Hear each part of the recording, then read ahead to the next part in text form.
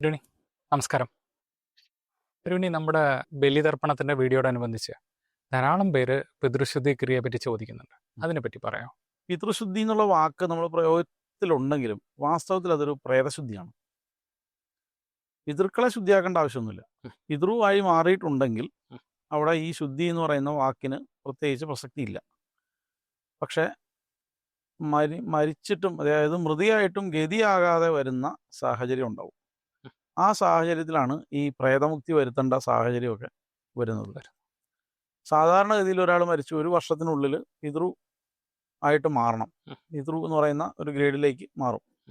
പിന്നീട് ഇടുന്ന പിതൃബലികളാണ് അവിടെയുള്ള അവർക്ക് ചെയ്യുന്ന ഉപചാരം എന്ന് പറയുന്നത്. പക്ഷേ പിതൃ ആവാതെ ഒരു പ്രേതഭാവത്തിൽ നിലനിന്ന് പോകുന്ന അവസ്ഥയും ഉണ്ടാവാറുണ്ട്.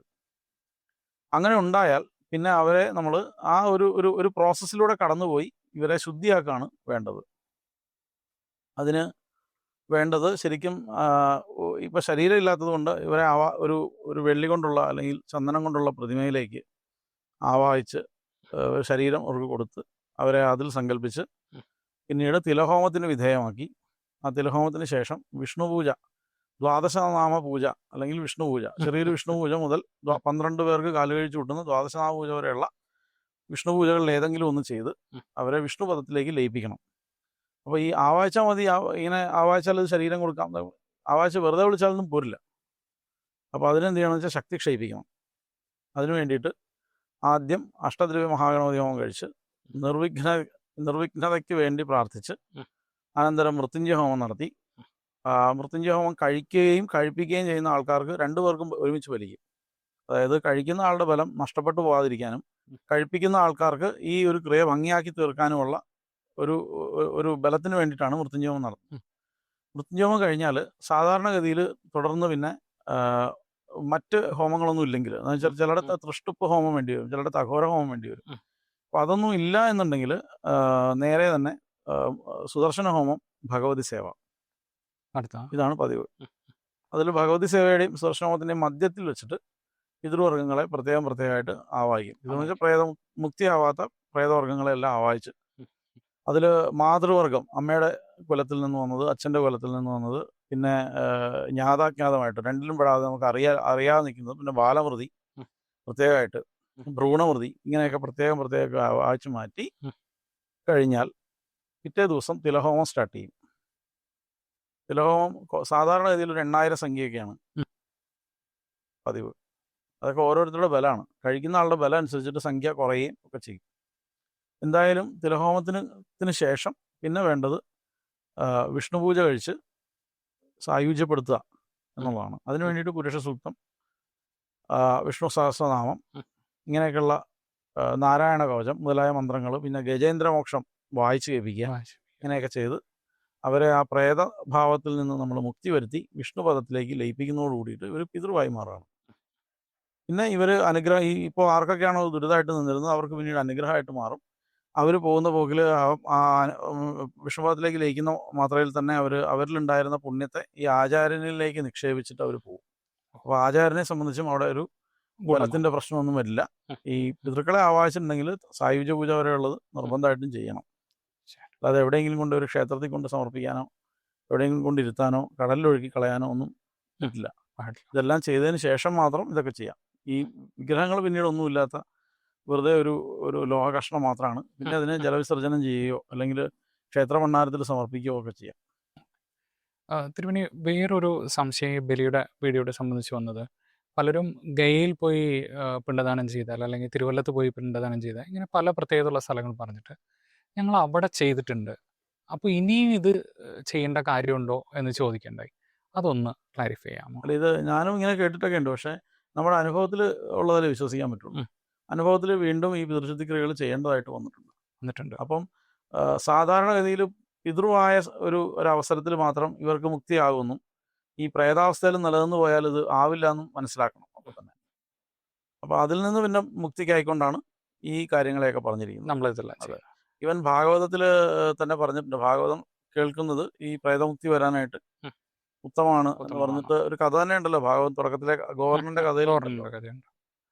അപ്പോൾ ഈ പ്രേതമുക്തി വരുത്താൻ വേണ്ടിയിട്ടുള്ള ഈ ഭാഗവതം സാർ നേരത്തെയൊക്കെ വെച്ചാൽ മുഴുവൻ ഭാഗവതം വായിച്ച് കേൾപ്പിക്കുമായിരുന്നു, സപ്താഹമായിട്ടൊക്കെ വായിച്ച് കേൾപ്പിക്കുമായിരുന്നു. അത്രയൊന്നും ഇല്ലെങ്കിലും ഈ ഗജേന്ദ്രമോക്ഷം, കൃഷ്ണാവതാരം ഇങ്ങനെയൊക്കെയുള്ള ഭാഗങ്ങളൊക്കെ വായിച്ച് കേൾപ്പിക്കും.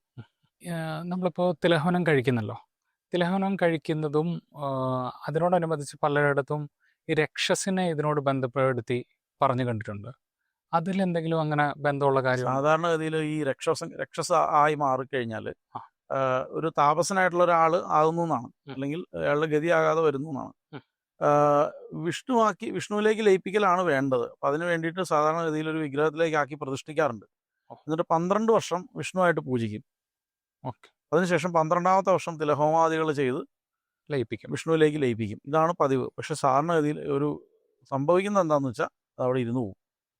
കാലാകാലമ്പലങ്ങളിൽ അത് ഇരിക്കുന്നുണ്ട്. അത് പ്രത്യേകിച്ച് എന്തെങ്കിലും ദോഷമുള്ള? അല്ല, അത് ഇപ്പോൾ പിന്നെ കുറേ കഴിയുമ്പോൾ അതൊരു ദേവനെ പോലെ ആവും. അത് കുറച്ച് കഴിയുമ്പോൾ അവിടെ ആ പ്രേതത്തെ അവർ ദേവനായിട്ട് ആചരിച്ചു തുടങ്ങും.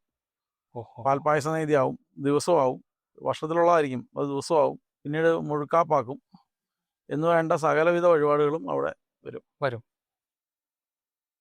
പാടുണ്ടോ എന്ന് ചോദിച്ചു കഴിഞ്ഞാൽ ആ ദേവത അറിയാതെ ഇതൊന്നും സംഭവിക്കുന്നില്ല എന്നുള്ളൊരു ന്യായം കൊണ്ട് നമുക്ക് അങ്ങനെ പറയാന്നേ ഉള്ളൂ. പക്ഷെ അതിന്റെ പ്രൊസീഡിങ്സ് അങ്ങനെയല്ല, ശരിയായ രീതി അങ്ങനെയല്ല. അല്ല.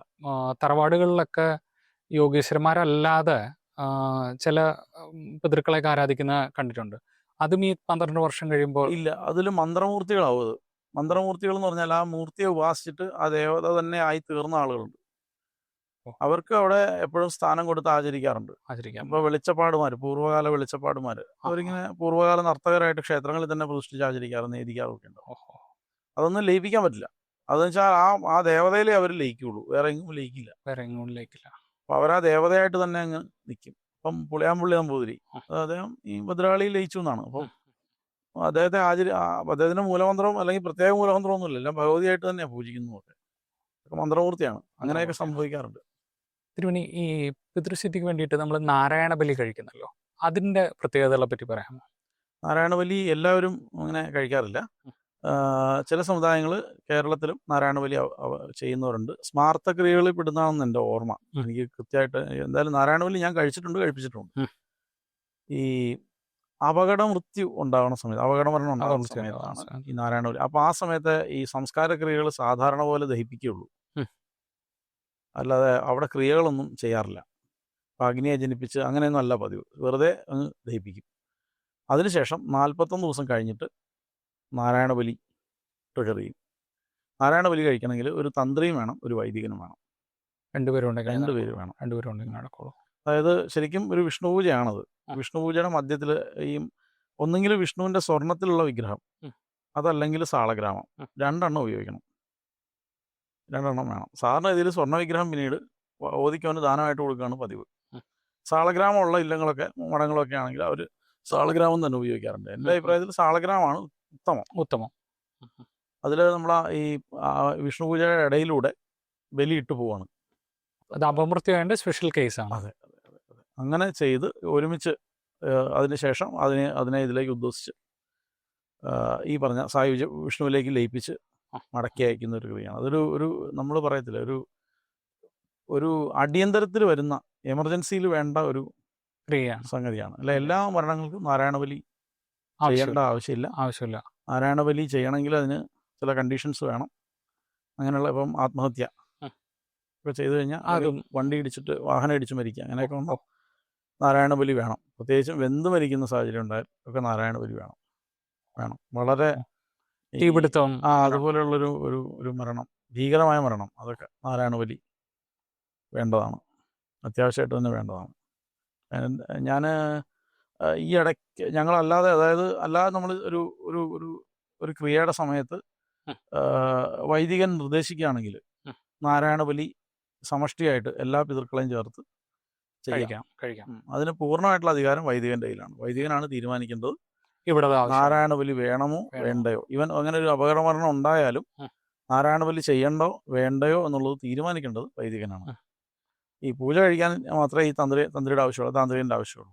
പിന്നെ ബലിയിടാനയുടെ കൂടെ ഇരിക്കുന്ന ആൾ തന്നെ ആരാണോ ബലിയിടേണ്ട ആൾ അദ്ദേഹം കൂടെ വേണം. അങ്ങനെ അതൊരു കമ്പൈൻഡ് ഒരു ക്രിയയാണത്. ജ്യോതിഷപ്രകാരം അങ്ങനെയും രാശി ജ്യോതിഷപ്രകാരം രാശി വെച്ചു. അല്ലാതെ അതിന് ചില നിയമങ്ങളുണ്ട്. നാരായണ ബലിക്ക് ഇങ്ങനെയൊക്കെയാണ്. വൈദികർക്കറിയാം, അവരതിന് ചെയ്യാറുണ്ട്.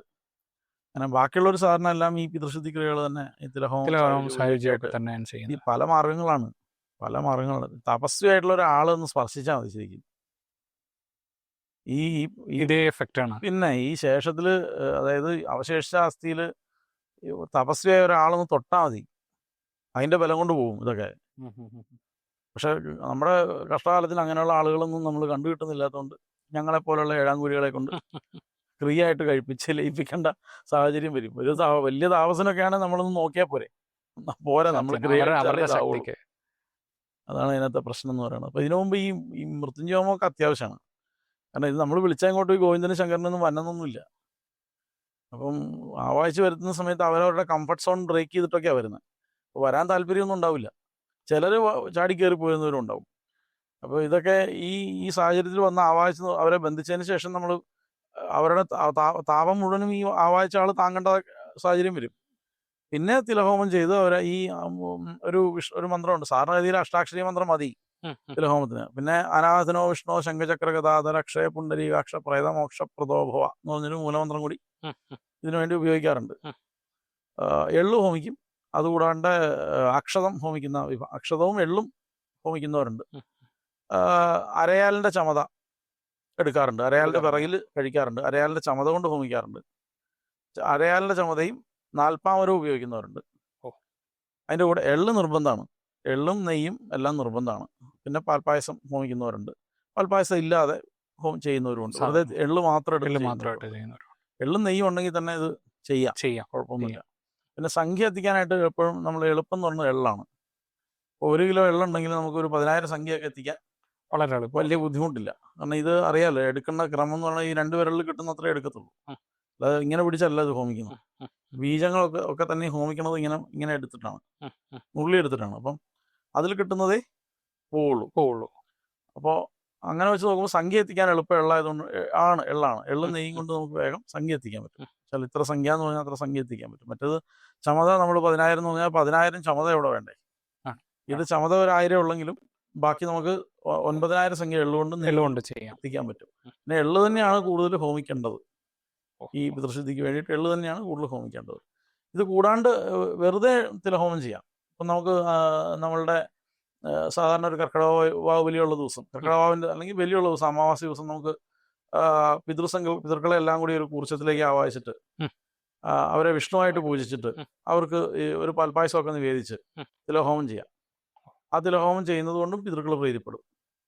തിരുമേനി, ഈ ജ്യോതിഷപരമായിട്ട് നമ്മൾ പ്രശ്നം ഒക്കെ നോക്കുമ്പോൾ പിതൃക്കളുടെ ദോഷം കണ്ട ഇതേ ക്രിയകളാണ് നമുക്ക് ചെയ്യേണ്ടത്. അതെ, പിതൃദോഷത്തിന് പറയുന്ന ഒരു സ്റ്റാൻഡേർഡ് പ്രൊസീജിയറാണ് ഈ പിതൃശുദ്ധി ക്രിയകളിൽ വരുന്നതാണ്. ഗണപതി ഹോമം മുതൽ വിഷ്ണു പൂജ വരെയുള്ള കാര്യങ്ങൾ.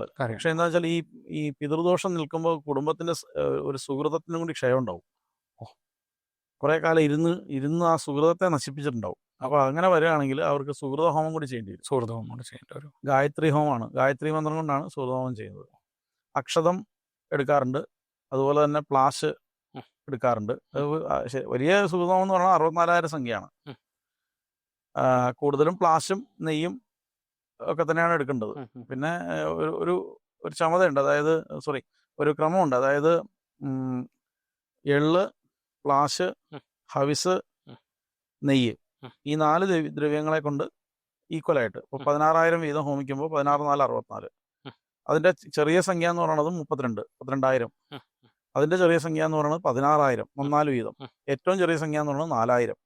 ഓരോ ദ്രവ്യം 1000 വീതം ഹോമിച്ചിട്ട് 4,000 സംഖ്യ, ഏറ്റവും കുറഞ്ഞത് 4,000 സംഖ്യയെങ്കിലും സുഹൃതഹോമം ചെയ്താലാണ് അതിനൊരു ഫലം ഉണ്ടാവുള്ളൂ. പിന്നെ അത് ഒരു ദിവസം കൊണ്ട് ചെയ്യണമെന്നൊന്നുമില്ല. അത് ഒരു മാസം കൊണ്ട് പയ്യെ കുറേശ്ശെ നിത്യം ഗണപതി ഹോമം അഗ്നിഹോത്രമൊക്കെ ഉള്ളവർക്ക് അതിൽ ചെയ്ത് തീർത്താലും പിന്നെ അത് ജപിച്ചെത്തിക്കാൻ പറ്റത്തില്ലാതെ വരുമ്പോഴാണ് ഈ ഹോമിച്ച് നമ്മളൊരു പെട്ടെന്നൊരു ബൾക്കായിട്ടൊരു ഇതിന് വേണ്ടിയിട്ട് ഹോമിക്കുന്നത്. ആ സുഹൃതം നശിച്ചു പോയി അതിനെ തിരിച്ചു എടുക്കാൻ വേണ്ടിയിട്ടാണ് ഈ പണി വരുന്നത്. ശരിക്കും പറഞ്ഞാൽ ഈ ഒരാൾ 12 വർഷത്തിന് ഒരിക്കൽ ഈ പിതൃവിഷയം പരിശോധിക്കണം. ജീവിതത്തിൽ ഒരു 1-2 തവണയെങ്കിലും ഈ പിതൃശുദ്ധി ക്രിയകൾ ചെയ്തിരിക്കണം. ഞങ്ങളെ പോലുള്ള ആൾക്കാർക്ക് ഇത് വർഷം വേണം.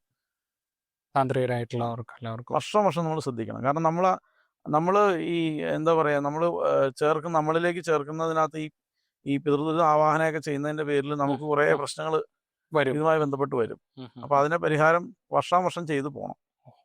ഞാനിപ്പോൾ ഇപ്പോഴും കൂടി ചെയ്തു. ഈ ഒരു ഒരു ഒരു ഒരു ഒരു മാസം ഒരു 10 ദിവസത്തിനുള്ളിൽ ഞാൻ ഒരു പ്രാവശ്യം ചെയ്തു. ഉം, ഉം. മിക്കവാറും എല്ലാ കർക്കിടകത്തിലും ചെയ്യുന്നുണ്ട്. ഈശ്വരസേവ പോലെ ഇതിങ്ങനെ ചെയ്ത് തീർക്കാറുണ്ട്. അപ്പം ഹൗസ് വാമിങ്ങിന് തൊട്ട് മുമ്പും ഈ ആവാഹനം ഉൾപ്പെടെയുള്ള എല്ലാം തീർത്തിരുന്നു. ഉം, ഉം, ഉം, അപ്പോൾ ചിലപ്പോൾ ചില കേസസിൽ ഒന്ന് ചെയ്തതൊക്കെ വീണ്ടും കാണിക്കാറുണ്ട്. ഉം, ഉം. പലരും ചോദിക്കാറുണ്ട്, ഞങ്ങൾ ഇത് മുമ്പ് ഞങ്ങളിവിടെ കേശവൻ നമ്പൂതിരി വന്ന് ചെയ്തതാണല്ലോ. ഉം. കേശവൻ നമ്പൂതിരി ചെയ്തപ്പം 70% അല്ല 80% പോയിട്ടുണ്ടാവും. ഒരു 1% 2% കുറച്ച് ആയിരിക്കും ബാക്കി ബാക്കി ഉണ്ടാവുന്നത്. അപ്പോൾ ആ 2% വീണ്ടും നമ്മൾ ചെയ്യേണ്ടതായിട്ട് വരും. ഈ മുണ്ടിലൊക്കെ പറ്റിയ കറ പോലെ ഒരലക്ക് കൊണ്ട് ചിലപ്പോൾ പകുതി പോകും. മനസ്സിലായി. രണ്ടാമത്തെ അലക്കിലാണെങ്കിൽ ബാക്കി മുഴുവൻ പോകും. ഓഹോ ഹോ. അല്ലെങ്കിൽ 3 പ്രാവശ്യം വേണ്ടി വരും. ഇങ്ങനെയൊക്കെ വേണ്ടി വരുന്ന പോലെ തന്നെ ഇത് ചിലപ്പം ചെയ്യേണ്ടി വരാറുണ്ട്. മനസ്സിലായി. വളരെ സന്തോഷം.